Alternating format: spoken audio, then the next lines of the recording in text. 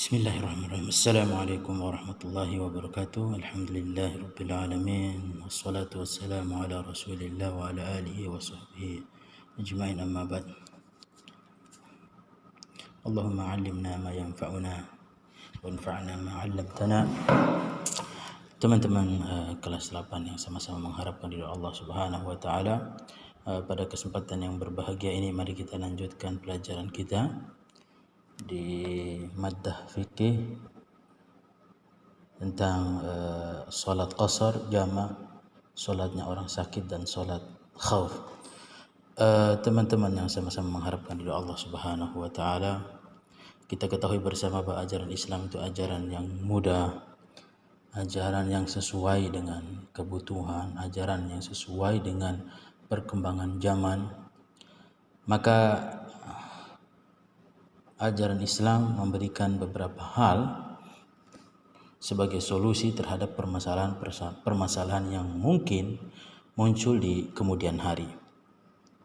Dalam konteks ini seperti permasalahan tentang pekerjaan, perjalanan, ketakutan, kemudian sempitnya waktu yang kita miliki karena beberapa hal kegiatan yang kita lakukan, sehingga Islam datang dengan solusi-solusi agar ibadah, agar hubungan kita dengan Allah Subhanahu wa taala itu tidak terkendala oleh hal-hal yang tersebut di atas tadi.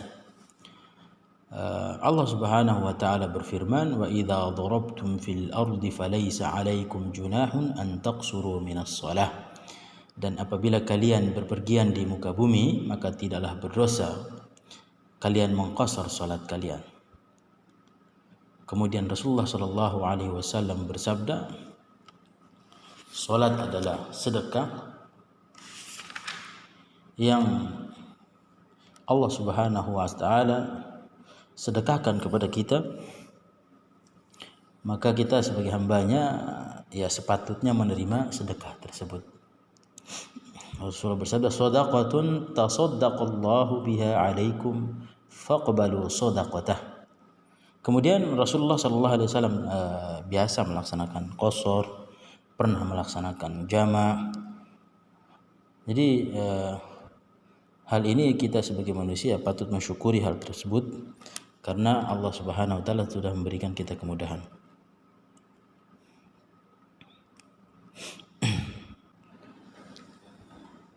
Jadi itu adalah sedekah yang Allah Subhanahu wa taala berikan kepada kita sebagai bentuk daripada sikap sifat rahmatnya Allah Subhanahu wa taala.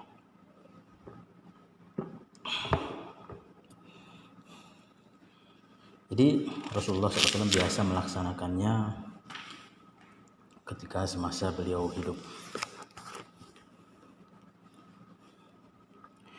Kemudian batas minimal daripada perjalanan atau safar yang manakah yang bisa, yang diperkenankan bagi kita untuk melaksanakan sholat qasar. Nabi tidak pernah menentukan batas yang menunjukkan jarak pasti dibolehkannya qasar. Namun para sahabat Nabi, tabi'in dan para imam memperhatikan dan meneliti beberapa jarak Rasulullah SAW melakukan qasar. Maka ditemukan bahwa jarak tersebut berkisar 4 bard. Sehingga mereka menetapkan 4 bard apabila dikonversikan menjadi mil, menjadi 48 mil sebagai jarak terdekat untuk mengqasar salat. Maka siapa saja yang menempuh jarak tersebut dan bukan dalam rangka melakukan kemaksiatan kepada Allah Subhanahu wa taala, maka disunahkan baginya untuk melaksanakan qasar, yaitu salat zuhur, asar, dan isya cukup dengan 2 rakaat. Itu adalah waktu qasar atau jarak minimal diperkenankan untuk melaksanakan salat qasar. Waktu dimulai dan berakhirnya qasar atau waktu dimulainya kapan baru boleh qasar, apakah di rumah ataukah di sudah sampai di tujuan atau di tengah perjalanan dan lain sebagainya. Mari kita lanjutkan. Setiap musafir diperbolehkan memulai sholat qasar sejak dia meninggalkan daerah di perumahannya atau di desanya, atau di kabilahnya, atau rumah terakhir daripada rumah kabilahnya, desanya, maka di situ dia sudah boleh untuk menunaikan sholat qasar. Dia boleh terus-menerus mengqasar walaupun waktu safarnya cukup panjang sampai dia kembali ke kotanya yang dia tinggalkan sebelumnya. Namun apabila dia berniat bermukim selama 4 hari atau lebih, maka dia diharuskan kembali untuk tidak mengqasar, yaitu sholat 4 rakaat lagi. Sebab niat bermukimnya menunjukkan jiwanya dalam keadaan tenang dan jauh dari segala kegelisahan, sehingga tidak ada ilat atau alasan yang menyebabkan dibolehkannya qasar, yaitu kegelisahan seorang musafir dan kekhawatirannya terhadap ancaman dan bahaya perjalanan.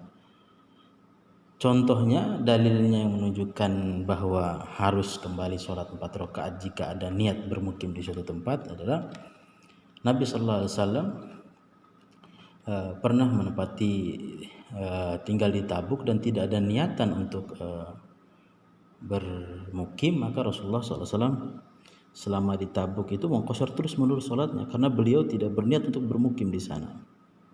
Jika berniat atau kita pulang kampung, misalnya kampung kita di Semarang, kemudian liburan sekolah selama 3 minggu, kita berencana mukim di sana selama 3 minggu lebih dari 4 hari, maka setelah sampai tujuan maka kembali sholat secara lengkap. Selama di perjalanannya sholat 4 dijadikan 2 rakaat.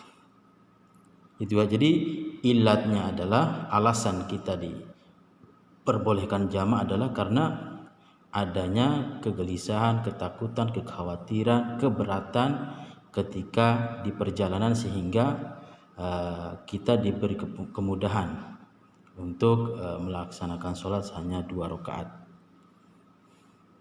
Kemudian hukum sholat nafilah dalam safar, sholat sunnah rawatib, atau mungkin puasa misalnya, saum sunnah, itu gimana, boleh enggak atau dilakukan, atau apakah harus dilakukan juga karena mungkin sudah terbiasa.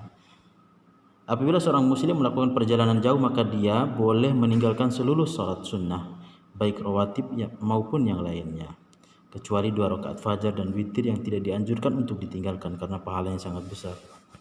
Rakaat al-fajri khairum minad dunya wa ma fiha, masyaallah. 2 rakaat sebelum sholat subuh itu lebih baik daripada dunia dan isinya. Maka sebagai seorang yang beriman yang mengharapkan ridho Allah Subhanahu wa taala, selalu ingin amalannya dipertambah, diperbanyak agar memudahkan perjalanan di kehidupan selanjutnya, maka hal-hal yang demikian bukan suatu hal yang perlu ditinggalkan.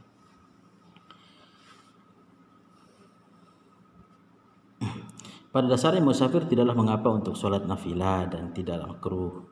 Tidak makruh, tidak mengapa, cuman Allah Subhanahu wa taala memberikan kemudahan. Yang wajib, yang fardu saja dikurangi rakaatnya sebagai keringanan untuk mempermudah, sehingga agama ini benar-benar menjadi solusi terhadap umat manusia, kesibukan umat manusia, kebutuhan umat manusia. Karena Nabi SAW pernah melaksanakan sholat duha 8 rakaat padahal beliau sedang dalam safar. Beliau juga pernah melaksanakan sholat sunnah di atas hewan tunggangannya, sehingga beliau pernah di pelajaran sebelumnya boleh sholat tidak menghadap kiblat kalau sholat tersebut adalah sholat sunnah. Itu yang menunjukkan bahwa tidak mengapa meninggalkannya dan tidak mengapa melaksanakannya. Jadi dua-duanya ini ada dalilnya. Jadi teman-teman, itu yang berkaitan dengan hukum sholat nafilah dalam safar. Selanjutnya adalah mengqasar berlaku bagi setiap musafir. Jadi perjalanan apa saja asal tidak melaksanakan atau asal tidak dalam rangka bermaksiat kepada Allah Subhanahu wa taala, baik perjalanan tersebut dilakukan dengan kaki, jalan kaki maksudnya, lari, naik kendaraan sepeda, kendaraan bermotor, mobil roda 4, bis, pesawat, kapal, semuanya itu diberi kemudahan untuk bersafar. Jadi tidak ada yang mengatakan, Ustadz itu kan pesawat lebih mudah ya, gak capek-capek banget perjalanan bermil-mil, beratus mil, itu cuman berapa jam. Tetap dia namanya perjalanan, tetap ada kerepotan-kerepotan di dalam. Justru pesawat mungkin lebih repot, barang bawaan, check in,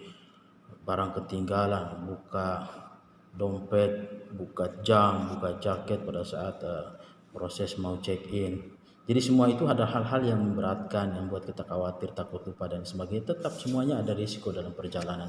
Baik perjalanan yang menjadi mudah karena dilihat dari jaraknya, perjalanan menjadi mudah karena tidak ada pemakaian dari tenaga kita. Semuanya tetap ada risiko masing-masing, sehingga Islam tetap memberikan keringanan, tetap memberikan rukhsah terhadap untuk umatnya.